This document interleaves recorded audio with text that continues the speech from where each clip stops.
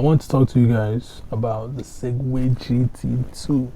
I almost bought this electric scooter, but right when I was about to check out, I started thinking to myself, what the hell am I doing?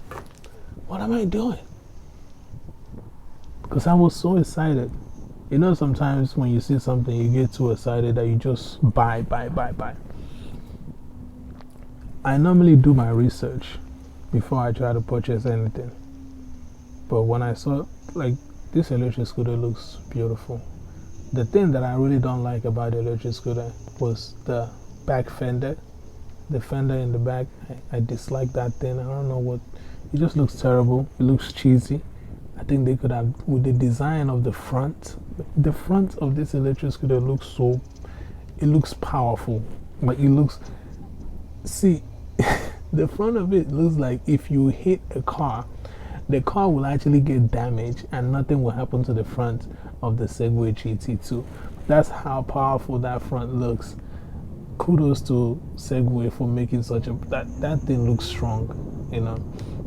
But anyway, I almost purchased this thing and then I started thinking, I'm like, what are you doing? Huh? And I had to think about it because I also just bought my Thunder 2 and I also got a different scooter, the Dutron Compact. And I was like, man, hold on. You're about to buy another scooter. Can you compare it to your other scooter that you have right now and tell me what the reason is why you want to buy this electric scooter? I'm like, well, it looks really nice. I like the way it looks. And my mind was like, really, that's enough? You just like the way it looks? Okay, so you're just gonna sit here. What about practicality? Are you actually gonna be able to ride this on daily basis and stuff? What about service it? Are you gonna be able to service this and fix it if anything breaks down? So my mind started running crazy. I'm like, hold on. What's the total price for this thing? The price come out to $4,409. That's the whole total with tax. Because you know on the website is $3,099. $3,999. Tax is about $400 where I'm at. So I'm like, wait, hold up, this is crazy. Okay, let me compare it to my other scooters that I have. I start checking the specs. When I check the specs, I'm like, wait, this scooter compared to the ones that I have, this is slow. This is a slow scooter and it's also heavier than my scooters. Why would I purchase this? I said, okay, maybe I can get more range out of this than I can get from my other scooters. And the range says about, on their website, it says 55.9 miles of range. So I said, okay, let me do some research about that.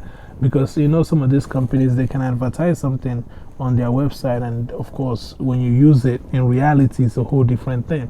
So I did a couple of researches and check out some people who have did some range tests on this electric scooter. And I found out that you can actually only get about 25 miles of real world use if you're using it like fully how it's meant to be, which is about using it in like, let's say you're going about 40 miles per hour, like the whole thing, climbing up hills and all that stuff, which we do have a lot of hills where I live. So I was like, I'm only gonna get 25 miles. I already get 50 miles of range on my Dutron Thunder 2. So why would I buy this? I'm like, man, I like the way it looks. So my mind was pretty much just fighting itself. My mind is like, I like the way it looks. It looks so well built. It looks solid. The front of this thing looks good. And I was comparing it to my Dutron Thunder 2. And I said to myself, first of all, I hate the fact that the Dutron Thunder 2, the steam that's in the front always wobbles at high speed. But looking at this Segway GT2, the way that the front is built, there will be zero wobble. But then again, I said, well, I already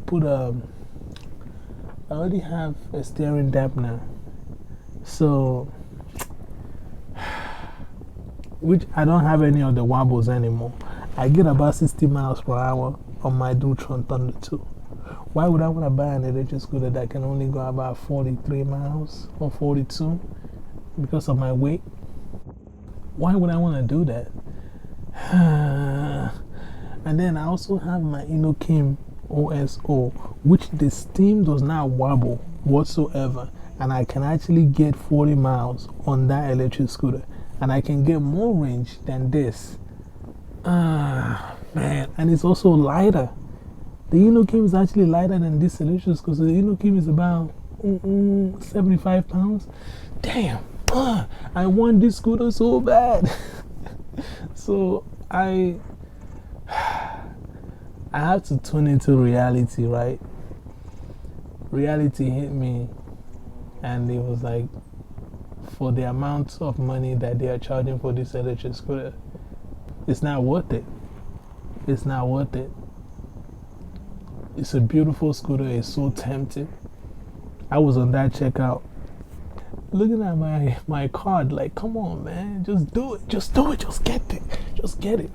And another thing why I wanted to get this electric scooter was also to compare it with my Dutron Thunder 2, because a lot of people were like, you can't compare it with the Nami, you can't compare it with the Thunder 2. It's a whole different scooter on its own league.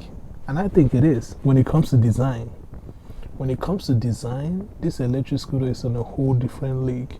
You cannot compare Segway GT2 to any other electric scooter that's out there. This thing, the way it's crafted, it looks beautiful. You cannot compare it to anything else that's out there. But when it comes to practicality, when it comes to portability, you can definitely compare it to the other scooters that are out there, which is where it fails miserably, unfortunately. That's where I pulled back. I said, unfortunately, I'm not buying this. I'm not. I don't know what's going on, but this is a little bit too high. And I did more research, and I actually saw a guy who bought the Segway GT2, and he was doing a range test on the scooter. He did a whole range test of how fast you can go on the scooter and how far you can go. And at the end, we're asking him on the comment section, this thing is overpriced, and he said yes, that he actually thinks that the Segway GT2 is actually overpriced, that he thinks that the price of this electric scooter should be around $3,000, which is about right. To me, I would think this scooter will be around $2,800 to $2,700, $2,750, $2,800. I would say that plus tax, you're gonna pay most is about $3,100, and that should be it. This scooter should not be on the $4,400. Are you crazy? No.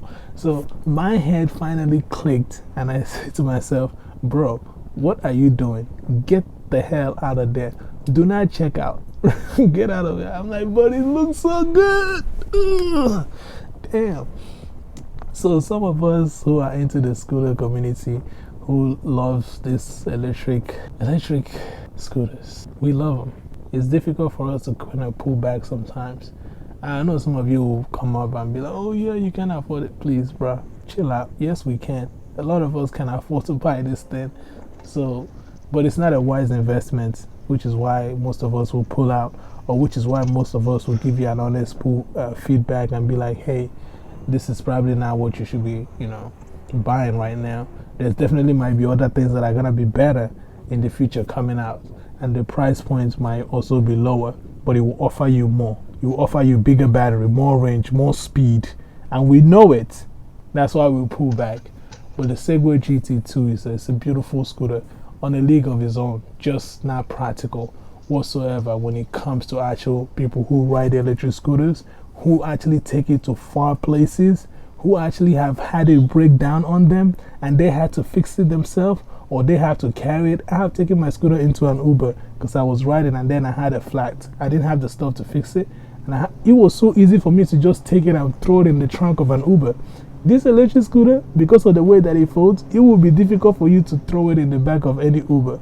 You will have to get an Uber XL, and that's inconvenience. See, that's not what a scooter is supposed to do. It's not supposed to inconvenience you in whatsoever.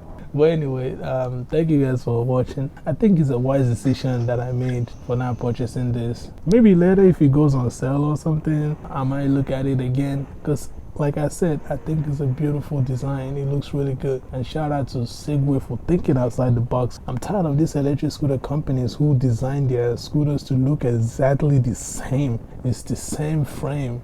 Their scooter looks actually different. You know, it's different, which is why I wanted to purchase this thing. But shout out to them for actually thinking outside the box. Just with the price, I don't know, they kind of missed us on that. I don't know who their target was, but definitely was not a lot of us in the electric scooter community.